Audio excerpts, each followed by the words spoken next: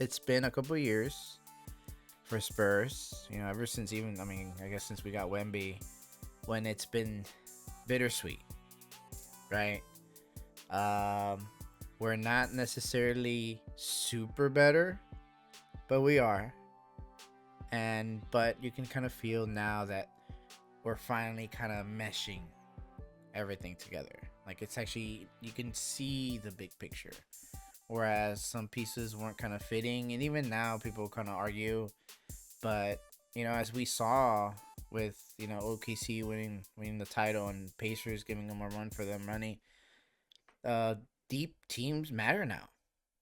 And we have the second apron, which limits teams. You can't just do big threes anymore and expect to, get really far in the playoffs, especially like in the West, which is super loaded.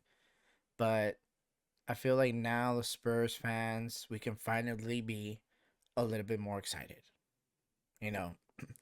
And obviously we found our new hope, right? Our chosen one from the Force, Wemby.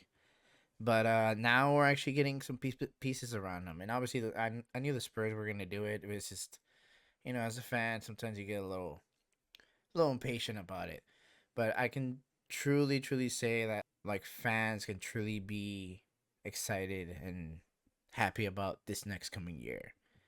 It's gonna be, I think we're playoff bound. Obviously, expectations and there's a lot of pieces, a lot of moving things.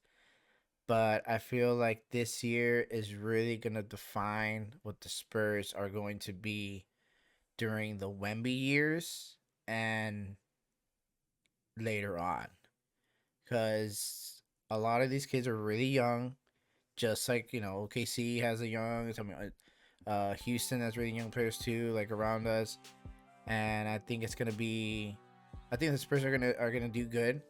I think they're gonna do great this year, and I think they're gonna define how they're really gonna imprint their own signature on the league now, especially with Wemby coming into his own.